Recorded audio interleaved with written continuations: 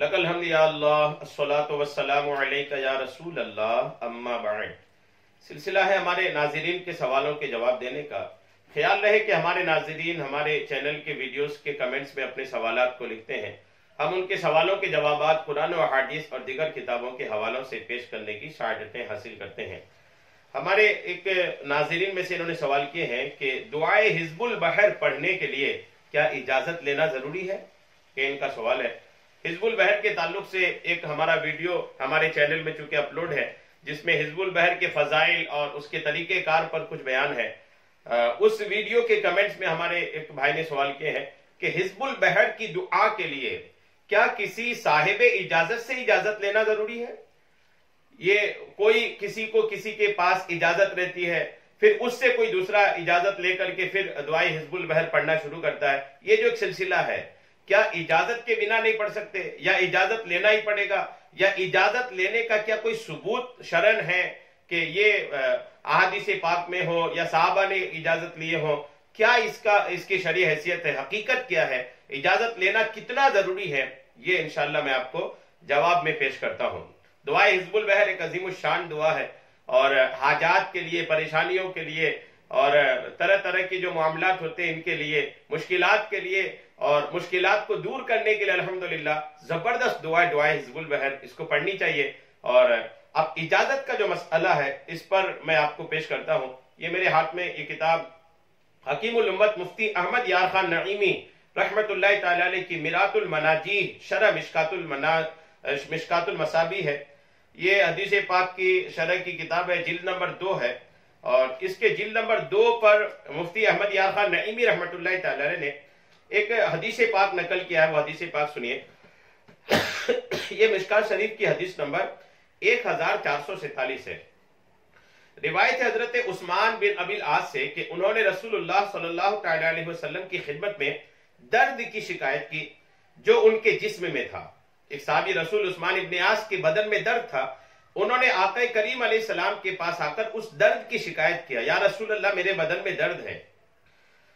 اور تو ان سے رسول اللہ صلی اللہ تعالی علیہ وسلم نے فرمایا کہ اپنے جسم کے بیمار حصے پر اپنا ہاتھ رکھو اور 3 بار بسم اللہ اور 7 بار یہ دعا پڑھو۔ آقا کریم علیہ السلام نے فرمایا کہ اپنے درد والے حصے میں جہاں پر درد ہو رہا ہے وہاں پر اپنا ہاتھ رکھو اور 3 بار بسم اللہ اور 7 بار یہ دعا پڑھو۔ دعا کیا ہے؟ اعوذ بعزت اللہ وقدرتہ من شر ما اجد واحاذر، یہ دعا ہے۔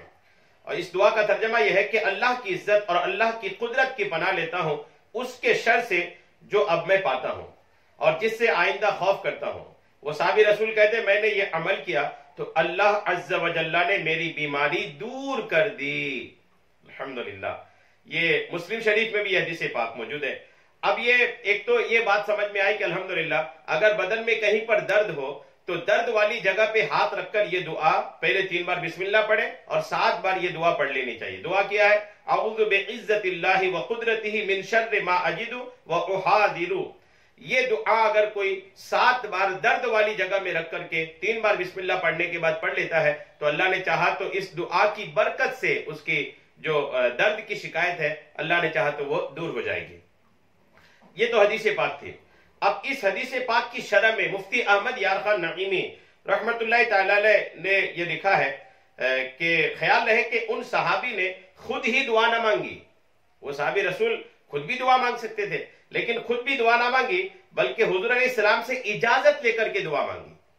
وہ چاہتے تو خود بھی دعا مانگ سکتے تھے اللہ کی بارگاہ میں، لیکن دعا مانگنے سے پہلے انہوں نے بارگاہ رسالت میں حاضری دی، آقا کریم سے دعا مانگنے کی اجازت مانگی، اور آقا نے جب اجازت دے دی پھر انہوں نے دعا مانگی۔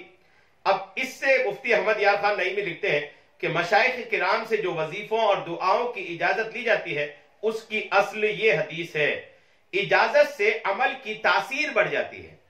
یہ یاد رکھیے گا، اگر کوئی کسی اپنے مشائخ سے، بزرگوں سے دعائے حزب البحر یا کسی اور دعا کی اجازت لے کر پڑھتا ہے نا تو اس شیخ سے، اس بزرگ سے اجازت لینے کی وجہ سے اس دعا کی تاثیر جو ہے، اس دعا کا جو اثر ہے وہ الحمدللہ بڑھ جاتا ہے۔